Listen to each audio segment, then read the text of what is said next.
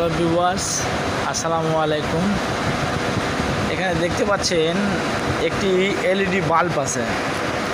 তো বাল্বটি জ্বলে না, না জ্বলার কারণ এই যেখানে একটা বাল্ব দেখতেছি, এই বাল্বটি কেটে গেছে।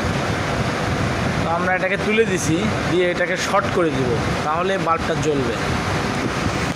আপনারা দেখতে থাকেন।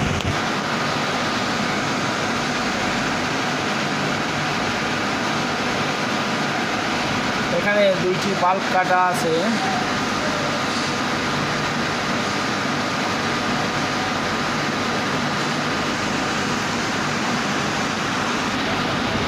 দুইটি কাটা বাল্ব ছিল, শর্ট করে দেওয়া হয়েছে। এখন আমরা চেক করব।